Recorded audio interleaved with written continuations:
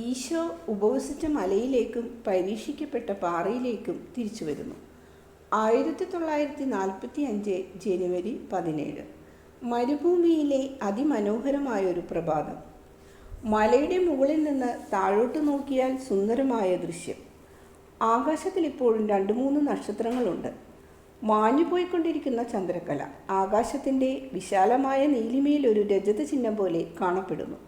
ഈ മല ഒറ്റപ്പെട്ടു നിൽക്കുന്നു. ഏതെങ്കിലും പർവ്വത ശൃംഖലയുടെ ഭാഗമല്ല ഈ മല. നല്ല ഉയരമുള്ള ഒരു പർവ്വതം തന്നെയാണിത്. മലയുടെ മധ്യഭാഗത്തു നിന്ന് നോക്കിയാലും അങ്ങ് ദൂരെയുള്ള ചക്രവാളം വരെ കാണാം. താഴെയുള്ള സമതലത്തിൽ നിന്ന് അത്ര ഉയരെയാണിത്. രാവിലത്തെ കുളിർക്കാറ്റിൽ വെളുപ്പും പച്ചയും കലർന്ന പ്രഭാത വെളിച്ചത്തിൽ പർവ്വതത്തിൻ്റെ രൂപം വ്യക്തമാകുന്നു. നേരം വെളുക്കുന്നതിന് തൊട്ടു മുമ്പ് മഞ്ഞ് മൂടിക്കിടക്കും. ഈ മൂടൽമഞ്ഞ് കൂരിരുട്ടിനേക്കാൾ ഇരുണ്ടതാണ്. നക്ഷത്രങ്ങൾ അസ്തമിച്ചു തുടങ്ങുന്നത് കൊണ്ട് മുകളിൽ നിന്ന് അല്പം വെളിച്ചം മാത്രമേ വരികയുള്ളൂ. മല കല്ലുകളും പാറക്കെട്ടുകളും നിറഞ്ഞതാണ്. മരങ്ങളോ ചെടികളോ വളരുന്നില്ല. ഇടയ്ക്കിടയ്ക്ക് ഗർത്തങ്ങളും ഗുഹകളും കാണാം. പാറക്കെട്ടുകൾക്കിടയിൽ കൂടി ചില ഊടുവഴികളുണ്ട്. ഇത് ശരിക്കും മരുപ്രദേശമാണ്. അല്പസ്വല്പം മണ്ണെടുത്ത് മാത്രം മഴ പെയ്താൽ ഈർപ്പം തങ്ങി നിൽക്കും. അവിടെ കുറച്ച് പച്ച കാണാം. പ്രധാനമായും മുൾച്ചെടികളാണ്. ഇലകൾ വളരെ കുറവാണ്. കൂടാതെ വണ്ണം കുറഞ്ഞ് പച്ചവടികൾ പോലെയുള്ള കുറേ കുറ്റിച്ചെടികളുമുണ്ട്. ഇവയുടെ പേര് എനിക്കറിഞ്ഞുകൂടാ. സമതലം ഇതിനേക്കാൾ വരണ്ടതും വിജനവുമാണ്. പാറക്കല്ലുകൾ മാത്രമല്ല, പരന്ന ഒരു ഭൂപ്രദേശമാണ്. മലയിൽ നിന്ന് അകലും തോറും ഭൂമി കൂടുതൽ വരണ്ടതായി കാണപ്പെടുന്നു. അങ്ങകലെ നീണ്ട് വീതി കുറഞ്ഞൊരു മരുപ്പച്ചയുണ്ട്. അവിടെ ഭൂമിക്കടിയിൽ വെള്ളമുണ്ട്. നേരം കുറേ കൂടി പുലർന്നപ്പോൾ മരുപ്പച്ചയാണെന്ന് തോന്നിയത് കെട്ടി നിൽക്കുന്ന വെള്ളമാണെന്ന് മനസ്സിലായി. കറുത്ത ചലനമില്ലാത്ത വെള്ളം. അതൊരു തടാകമാണ്. കാണുന്നവരെ ദുഃഖിപ്പിക്കുന്ന തടാകം. മരിച്ചവരുടെ ലോകത്തെ അനുസ്മരിപ്പിക്കുന്ന ഒരു സ്ഥലം. അന്തരീക്ഷത്തിലെ ഇരുട്ടത്രയും തന്നിലേക്ക് അവാഹിക്കുന്ന ഒരു സ്ഥലം. ചുറ്റുപാടുമുള്ള വിഷാദമൂകത അത്രയും ഈ വെള്ളത്തിൽ അലിഞ്ഞു ചേർന്നിട്ടുണ്ടെന്ന് തോന്നും. ചുറ്റും വളർന്നു നിൽക്കുന്ന മുൾച്ചെടികളും കൊമ്പൻ പുല്ലിൻ്റെ കടുംപച്ചയും ആ വെള്ളത്തിൽ പ്രതിഫലിക്കുന്നുണ്ട്. ആ പ്രദേശം അത്രയും വിഷാദമയമാക്കുന്ന ഒരു തടാകം. വെയിലത്ത് പുഞ്ചിരിച്ചു നിൽക്കുന്ന ജനസ്രത്ത് തടാകത്തിൽ നിന്നും എത്രയോ വ്യത്യസ്തമാണ് ഈ ജലാശയം. മലമുകളിൽ നിന്നുകൊണ്ട് നീലാകാശത്തിലേക്ക് നോക്കുമ്പോൾ കിഴക്ക് നിന്ന് പ്രകാശം പടിപടിയായി മുന്നേറുന്നത് കാണുമ്പോൾ ഉള്ളിലെന്തൊരു സന്തോഷം. എന്നാൽ ആ ജലാശയം കാണുമ്പോൾ ഉള്ളിലൊരു നൊമ്പരം. അതിൻ്റെ മുകളിൽ കൂടി ഒരു പക്ഷി പോലും പറക്കുന്നില്ല. അതിൻ്റെ കരയ്ക്ക് ഒരു ജന്തുവിനെയും കാണാനില്ല. എല്ലാം വിജനം. ഞാൻ ഈ മരുപ്രദേശം നോക്കി വിഷാദമഗ്നയായി നിന്നപ്പോൾ എൻ്റെ ഈശോയുടെ സ്വരം കേട്ട് ഞാൻ ഉണർന്നു. ഇതാ, ഞാൻ പറഞ്ഞ സ്ഥലത്ത് എത്തിക്കഴിഞ്ഞു. ഞാൻ തിരിഞ്ഞു നോക്കിയപ്പോൾ തൊട്ടുപുറകിൽ ഈശോ നിൽക്കുന്നു. കൂടെ ജോണും സൈമണും യൂദാസുമുണ്ട്. മലയുടെ ചെരുവിൽ വെള്ളമൊഴുകി തെളിഞ്ഞ വഴി പോലെയായ ഒരു ചാലിൽ കാട്ടാടുകളും മറ്റു ജന്തുക്കളും നടക്കുന്ന ഒരു വഴിയിൽ അവർ നിൽക്കുകയാണ്. ഈശോ ചുറ്റും നോക്കിയിട്ട് പറഞ്ഞു, അതെ, ആ സ്ഥലം ഇത് തന്നെ. നിങ്ങളെ ഇവിടെ കൊണ്ടുവരാനാണ് ഞാൻ ആഗ്രഹിച്ചത്. മിശിഹ ഇവിടെ വെച്ചാണ് തൻ്റെ ദൗത്യത്തിന് തയ്യാറെടുത്തത്. പക്ഷേ ഇവിടെ യാതൊന്നുമില്ലല്ലോ. അത് ശരിയാണ്, ഇവിടെ ഒന്നുമില്ല. ഇവിടെ അങ്ങ് ആരുടെ കൂടെയായിരുന്നു? എൻ്റെ ആത്മാവിനോടും പിതാവിനോടും കൂടെയായിരുന്നു. ഏതാനും മണിക്കൂറുകൾ മാത്രമേ അങ്ങ് ഇവിടെ ചെലവഴിച്ചിരിക്കാനിടയുള്ളൂ. അങ്ങനെയല്ലേ യൂദാസേ? കുറേ മണിക്കൂറുകളല്ല, ഏറെ ദിവസങ്ങൾ. അങ്ങയെ ശുശ്രൂഷിക്കാൻ ആരുണ്ടായിരുന്നു? അങ്ങ് എവിടെയാണ് ഉറങ്ങിയത്? കാട്ടുകഴുതകൾ അവരുടെ ഗുഹകളിൽ ഉറങ്ങാനെത്തി. ഞാനും ഒരു ഗുഹയിലാണ് ഉറങ്ങിയത്. ഈ കഴുതകളായിരുന്നു എൻ്റെ പരിചാരകർ. നേരം വെളുക്കുമ്പോൾ പരുഷമായി ശബ്ദിച്ചുകൊണ്ട് പറന്നുപോയ പരുന്തുകളായിരുന്നു എൻ്റെ വേലക്കാരികൾ. അവ പറന്നുപോയി ചെറിയ പക്ഷികളെ പിടിച്ചു തിന്നു. കൊച്ചു മുയൽ കുഞ്ഞുങ്ങളായിരുന്നു എൻ്റെ കൂട്ടുകാർ. ചെടികളുടെ നാമ്പ് കടിച്ചുകൊണ്ട് അവ വളരെ അടുത്തു വരും. എൻ്റെ കാലിൻ്റെ വളരെ അടുത്തു വരും. കാട്ടിലെ പൂക്കൾക്ക് ലഭിക്കുന്ന ആഹാരവും പാനീയവുമാണ് എനിക്കും ലഭിച്ചിരുന്നത്. സൂര്യൻ്റെ വെളിച്ചവും രാത്രിയിൽ വീഴുന്ന മഞ്ഞുതുള്ളികളും. വേറെ യാതൊന്നുമില്ല. എന്തിനിങ്ങനെ കഴിഞ്ഞു? എൻ്റെ ദൗത്യത്തിന് നല്ലപോലെ ഒരുങ്ങുവാൻ. വിജയിക്കണമെങ്കിൽ തയ്യാറെടുപ്പ് പൂർണ്ണമായിരിക്കണം. നീ പറഞ്ഞതും അതുതന്നെയാണല്ലോ. ഞാൻ തയ്യാറെടുത്തത് പ്രയോജനമില്ലാത്ത എന്തിനെങ്കിലും വേണ്ടിയല്ല, കർത്താവിൻ്റെ ദാസനായ എന്നെ മഹത്വപ്പെടുത്താനല്ല. കർത്താവ് ആരാണ്, എങ്ങനെയുള്ളവനാണ് എന്ന് ജനങ്ങളെ മനസ്സിലാക്കി കൊടുക്കാൻ, മനസ്സിലാക്കി അരൂപിയിലും സത്യത്തിലും കർത്താവിനെ സ്നേഹിക്കുവാൻ അവരെ പഠിപ്പിക്കുന്നതിന്. കർത്താവിൻ്റെ വിജയം തേടുന്നതിന് പകരം സ്വന്തം വിജയം തേടുന്നവൻ അല്പനാണ്. ലാഭമുണ്ടാക്കാൻ മോഹിക്കുന്ന ജോലിക്കാരൻ. ദൈവത്തിൻ്റെ താൽപ്പര്യങ്ങൾ ബലികഴിച്ച് ഉയർന്ന സിംഹാസനത്തിൽ കയറിയിരിക്കണമെന്ന് സ്വപ്നം കാണുകയും അതിനുവേണ്ടി സ്വർഗീയമായ കാര്യങ്ങളെ ലൗകികമായി തരം താഴ്ത്തുകയും ചെയ്യുന്ന ജോലിക്കാരൻ യഥാർത്ഥത്തിൽ ദൈവത്തിൻ്റെ ആളല്ല. അയാളൊരു കച്ചവടക്കാരൻ മാത്രമാണ്. വഞ്ചന കൈമുതലാക്കിയിട്ടുള്ള ആ മനുഷ്യൻ തന്നെ തന്നെ വഞ്ചിക്കുന്നു, മറ്റുള്ളവരെ വഞ്ചിക്കുന്നു, ദൈവത്തെ തന്നെ വഞ്ചിക്കാൻ ശ്രമിക്കുന്നു. ആ മനുഷ്യൻ താനൊരു രാജകുമാരനാണെന്ന് തെറ്റിദ്ധരിച്ചിരിക്കുന്നു. അയാളുടെ നില എത്ര ദയനീയമാണ്. നുണകളുടെ രാജാവായ പിശാചിൻ്റെ കിങ്കരനാണ് അയാൾ. ഇവിടെ ഈ ഗുഹയിൽ ക്രിസ്തു തൻ്റെ ദൗത്യത്തിനായി ഒരുങ്ങുന്നതിന് അനേകം ദിനരാത്രങ്ങൾ ഉപവാസത്തിലും പ്രാർത്ഥനയിലും ചെലവഴിച്ചു. യൂദാസേ, ഇവിടെയല്ലാതെ വേറെ എവിടെ പോകണമായിരുന്നു എന്നാണ് നീ പറയുന്നത്? യൂദാസിന് പരിസരബോധം നഷ്ടമായതുപോലെ തോന്നി.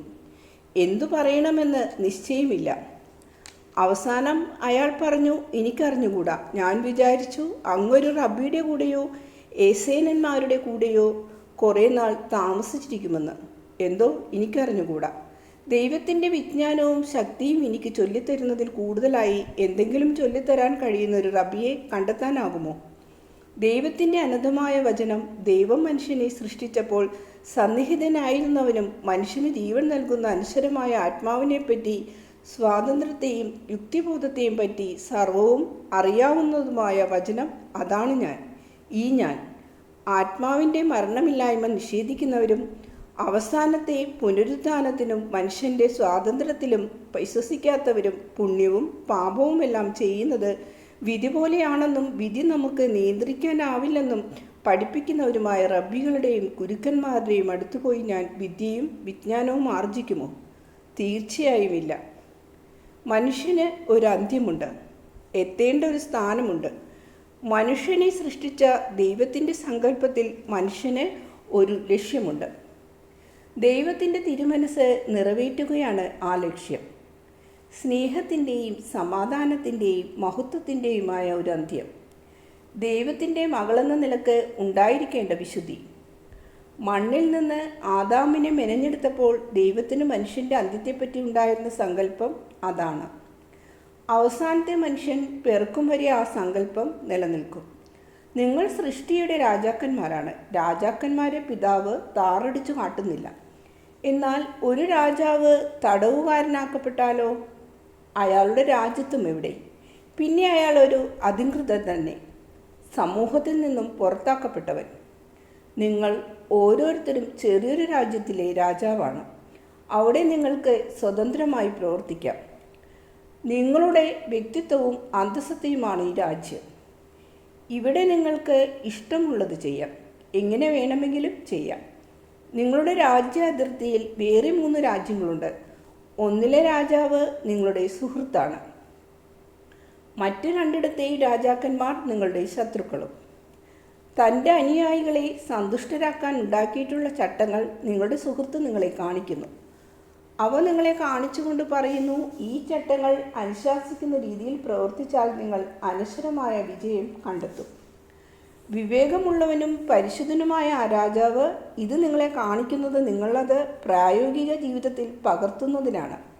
നിങ്ങൾക്ക് വേണമെങ്കിൽ അങ്ങനെ ചെയ്യാം, നിത്യമായ മഹത്വം കൈവരിക്കുകയും ചെയ്യാം. അതിർത്തിയിലുള്ള 2 ശത്രുരാജ്യങ്ങൾ പിശാചും മാംസവുമാണ്. മാംസമെന്ന് പറഞ്ഞാൽ നിങ്ങളുടെ ശരീരവും ഈ ലോകവും എന്നാണ് അർത്ഥം. ലോകത്തിൻ്റെ ആർഭാടങ്ങളും പ്രലോഭനങ്ങളും ധനവും വിരുന്നു സൽക്കാരങ്ങളും സ്ഥാനമാനങ്ങളും അധികാരങ്ങളും ഇതെല്ലാം ലോകത്തിന് ലഭിക്കുന്നതും ലോകത്തിൽ പ്രയോജനം ചെയ്യുന്നതുമാണ്. പക്ഷേ ഇവ നേടുന്നതും നേരായ വഴിയിൽ കൂടിയല്ല. നേടിക്കഴിഞ്ഞാൽ അത് ഉപയോഗപ്പെടുന്നത് മനസാക്ഷിക്ക് നിരക്കുന്ന രീതിയിലല്ല. മാംസത്തിൻ്റെയും ലോകത്തിൻ്റെയും അധിപനാണ് പിശാച്. അവയെ ന്യായീകരിക്കുന്നു. പിശാചിന് അവൻ്റേതായ നിയമങ്ങളുണ്ട്. അത് തീർച്ചയാണ്. നിങ്ങളുടെ അന്തസത്തയെ മാംസം ആവരണം ചെയ്യുന്നു. മാംസം മാംസത്തിൻ്റെ വിളി കേൾക്കുന്നു. ഇരുമ്പിനെ കാന്തം ആകർഷിക്കുന്നത് പോലെ പരസ്പരം ആകർഷിക്കുന്നു. റോസാ ചെടികൾക്കിടയിൽ നിലാവുള്ള രാത്രിയിൽ പാടുന്ന രാക്കിളിയുടെ പാട്ടിനേക്കാൾ മധുരമാണ് പ്രലോഭിക്കുന്നവൻ്റെ ഗാനം. പിശാചിൻ്റെ ചട്ടങ്ങൾ അനുസരിക്കാൻ എളുപ്പമാണ്. നീ എൻ്റെ സുഹൃത്താണ്, വരൂ, അകത്തു വരൂ എന്നു പറയാൻ എളുപ്പമാണ്. എന്നേക്കും സത്യസന്ധനായി തുടരുന്നൊരു ചങ്ങാതിയെ ആരെങ്കിലും കണ്ടിട്ടുണ്ടോ? കുറെ കഴിയുമ്പോൾ അവർ യജമാനന്മാരായി മാറുന്നു. യജമാനന്മാരല്ല, അടിമകളെ കൊണ്ട് എല്ലുമുറിയുന്ന പണിയെടുപ്പിക്കുന്ന ക്രൂരന്മാരായ കങ്കാണിമാർ. കപ്പൽ തുഴയാൻ തുഴബെഞ്ചിൽ കാലും കൂട്ടിയിരിക്കുന്ന അടിമകളായി അവർ നിങ്ങളെ മാറ്റും. നിങ്ങളുടെ തോളിൽ വെച്ചിരിക്കുന്ന നുകത്തിൻ്റെ ഭാരം കൊണ്ട് നിങ്ങൾക്ക് തലപൊക്കാനാകാതെ വരും. അവരുടെ അടികൊണ്ട് നിങ്ങളുടെ പുറത്തുനിന്ന് ചോരയൊഴുകും. അവരുടെ കയ്യിൽ നിന്നും രക്ഷപ്പെടാമെന്ന് വിചാരിക്കേണ്ട. ഒന്നുകിൽ അടിയും ചവിട്ടും കൊണ്ട് തകരണം, ഒന്നിനും കൊള്ളാത്തൊരു മാംസപിണ്ഡമാകണം, അല്ലെങ്കിൽ ചാകണം. ഈ മർദ്ദനമെല്ലാം ഏറ്റിട്ടും കീഴടങ്ങാതെ നിന്നാൽ കാരുണ്യം ആ വഴി വരും. നിങ്ങളുടെ ആ സ്ഥിതിയിൽ നിങ്ങളോട് കരുണ തോന്നാൻ ഒരേ ഒരാളെയുള്ളൂ. നിങ്ങളുടെ യജമാനനായിരുന്ന ലോകം നിങ്ങളെ ഇപ്പോൾ കണ്ടാൽ കാർക്കിച്ചു തുപ്പും. മറ്റേ യജമാനൻ പിശാചാണല്ലോ. അവനിപ്പോഴും പ്രതികാരത്തിൻ്റെ അമ്പുകൾ തൊടുത്തു വിട്ടുകൊണ്ടിരിക്കുന്നു. ആ വഴി വരുന്ന കാരുണ്യം കനിഞ്ഞ് നിങ്ങളെ കയ്യിലെടുത്ത് ശുശ്രൂഷിച്ച് മരുന്ന് തന്ന് നിങ്ങളെ സുഖപ്പെടുത്തുന്നു. കാരുണ്യം നിങ്ങളോട് പറയും, വരൂ, ഭയപ്പെടേണ്ട, നിങ്ങൾ നിങ്ങളുടെ ശരീരത്തിലേക്ക് നോക്കണ്ട, നിങ്ങളുടെ വ്രണങ്ങൾ ഉണങ്ങിക്കഴിഞ്ഞു, പാടുകൾ മാത്രമേ ബാക്കിയുള്ളൂ.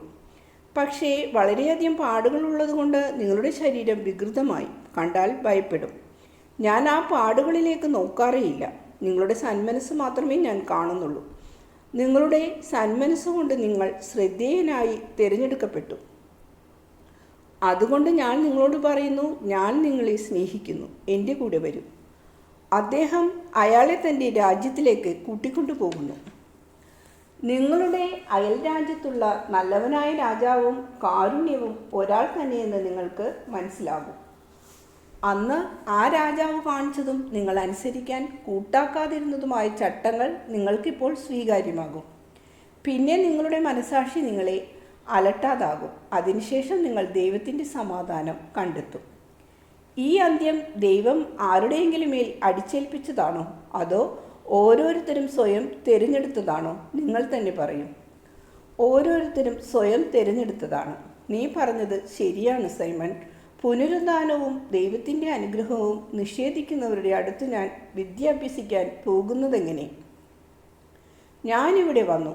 മനുഷ്യപുത്രൻ്റെ ആത്മാവ് കഴിഞ്ഞ 30 വർഷമായി വിജയത്തോടുകൂടി തയ്യാറായിക്കൊണ്ടിരിക്കുന്നു.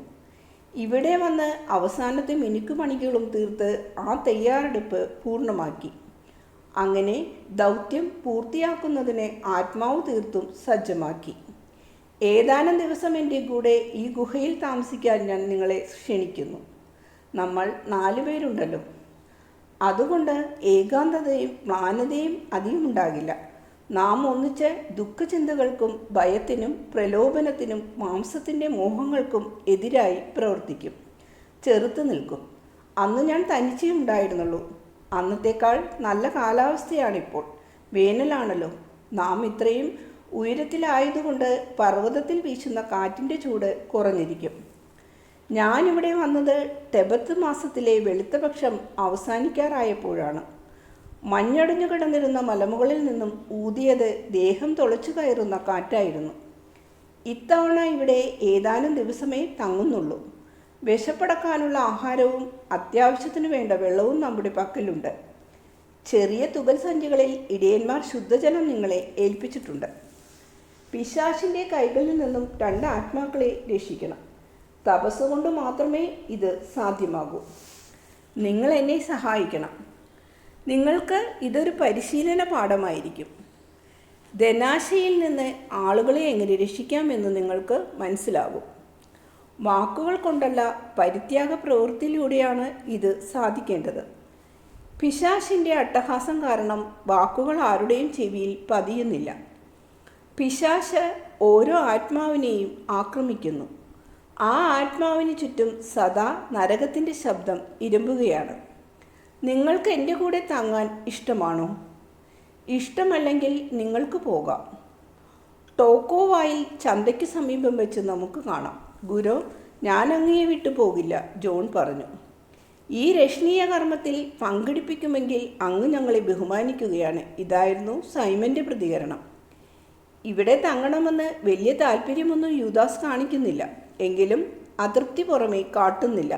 എല്ലാം വിധിബലം എന്ന് കരുതി ഞാനും ഇവിടെ തങ്ങുമെന്ന് പറഞ്ഞു. എന്നാൽ ഈ തുകൽ സഞ്ചികളും മറ്റു സഞ്ചികളും അകത്തു കൊണ്ടുപോയി വയ്ക്കൂ. വെയിൽ മൂക്കും മുമ്പ് കുറെ വിറക് മുറിക്കുവിൻ. പാറയിൽ ഈ വിടവിനടുത്ത് സൂക്ഷിക്കാം. രാത്രിയിൽ ഭയങ്കര തണുപ്പാണ്, വേനൽക്കാലത്ത് പോലും. ക്രൂരജന്തുക്കളുമുണ്ട്. അതുകൊണ്ട് ഒരു മരക്കൊമ്പ് കത്തിച്ചേക്കൂ. പശയുള്ള അക്കൂഷ്യ മരത്തിൻ്റെ ഒരു കൊമ്പ് അത് നല്ലപോലെ കത്തും. പാറയുടെ വിടവ് പരിശോധിക്കണം. തീ കണ്ട് തേളും മറ്റ് ഇഴജന്തുക്കളും ഗുഹയിൽ നിന്ന് ഓടിപ്പോയിക്കൊള്ളും. ശരി, പണി തുടങ്ങാം. പർവ്വതത്തിലെ അതേ സ്ഥാനം. ഇപ്പോൾ രാത്രിയാണ്. എന്തൊരു വ്യത്യാസം! ആകാശം നക്ഷത്രങ്ങളെ കൊണ്ട് നിറഞ്ഞിരിക്കുന്നു. ഉഷ്ണമേഖലയിലുള്ള പ്രദേശങ്ങളിൽ മാത്രമേ രാത്രിയുടെ മനോഹാരിത ശരിക്കും ആസ്വദിക്കാൻ കഴിയൂ. നക്ഷത്രങ്ങൾ വളരെ വലുതായും പ്രകാശമുള്ളതായും തോന്നുന്നു. വലിയ നക്ഷത്രക്കൂട്ടങ്ങൾ വജ്രക്കല്ലുകൾ കൂട്ടിയിട്ടതുപോലുണ്ട്. അവ വിറക്കുകയും കത്തുകയും മങ്ങുകയും ചെയ്യുന്നത് പോലെ തോന്നും. കണ്ണടച്ചു തുറക്കുന്നത് പോലെ തോന്നും. പൂർവാധികം സുന്ദരമാണ്. വീണ്ടും പ്രകാശിക്കുമ്പോൾ ഇടയ്ക്കിടെ ഒരു നക്ഷത്രം ആകാശത്തു കൂടി പറക്കുകയാണ്. എവിടെ പോയി മറയുന്നു എന്നറിഞ്ഞുകൂടാ.